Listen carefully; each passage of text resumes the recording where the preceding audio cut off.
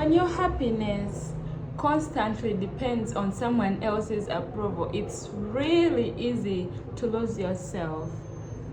Codependence means constantly trying to fix, please, or serve other people, even if it drains you. Today, I'll share about real recovery tips that helped me start breaking the cycle of codependency, and I hope they can help you too. Hi besties, my name is Pesh, and today we'll dive right into it. If you missed the video, you can go back and watch a video I made about codependency, how to identify it and all that. But today, let's go right into the recovery tips. The first step to recovery is awareness. Realizing that your worth isn't tied to being needed by someone or being accepted. So it's okay for you to accept, that it's okay, I need to outgrow this unhealthy habit or relationship, because you cannot heal what you keep denying.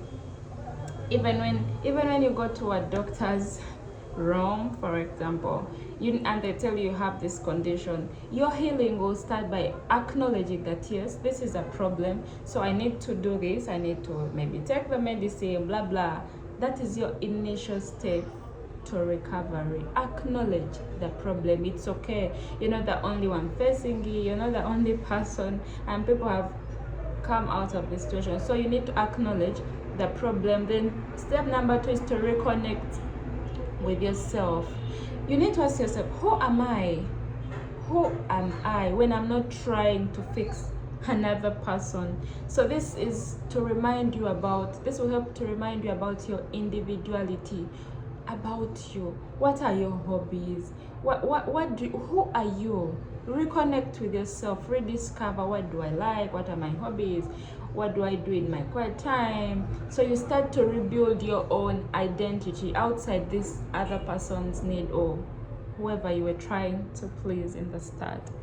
Step number 3 will be to set healthy boundaries.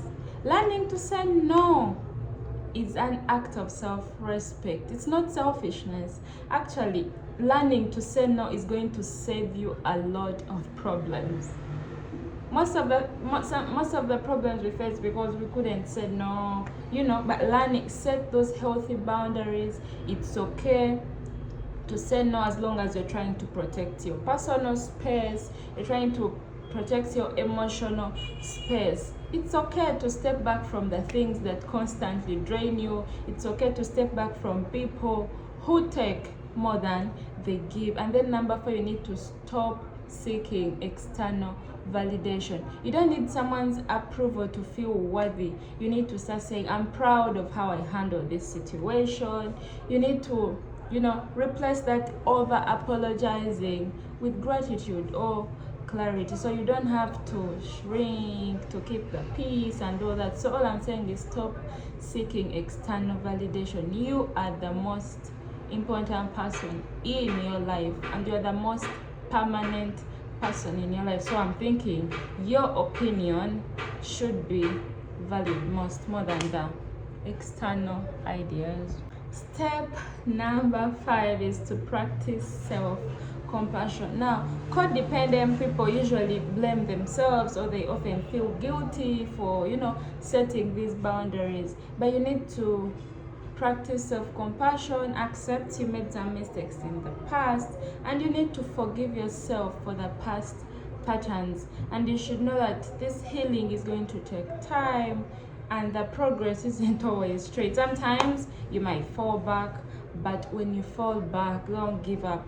Do not give up on yourself. Get back up and work on the journey to making yourself better. And then number 6, you need to build emotional independence. You need to learn to control yourself, to soothe yourself when you're anxious or rejected. This is where things like meditation, breathing exercises will come in to help you self-regulate. Even when you're feeling lonely, it doesn't mean that you're unlovable. Build emotional independence. Be in control of your emotions. That's step number 6. the last step, one of the tips that can help you recover is to seek support. Healing from codependence needs guidance. You may, if possible, please get therapy or talk to a trusted friend. And when I talk of therapy, this, as I'd mentioned in my previous video, there is a therapy called CBT, that is cognitive behavior therapy. Basically, it's a therapy that helps to challenge negative thoughts. When I say negative thoughts, it's things like thinking, oh, I need validation from other people, I'm not enough. That's a negative thought. So this kind of therapy helps to challenge those negative thoughts and put in positive thoughts, and this will help you, because all the things we do, everything starts in the mind. So when we work on the mind, it's going to make your recovery a little bit easier. Ladies and gentlemen, recovering from codependence isn't about cutting yourself off. It's about coming back to yourself. It's about recognizing, I'm here. I have always been here the entire time. So you're allowed to take up your space, you're allowed to say no, you're allowed to love yourself, you're allowed to do anything that helps you be a better person. I hope this video was helpful. If it was important to you, if it was a good reminder, leave me a like, comment, subscribe. I hope you recover from this journey and enjoy the rest of the day. Bye.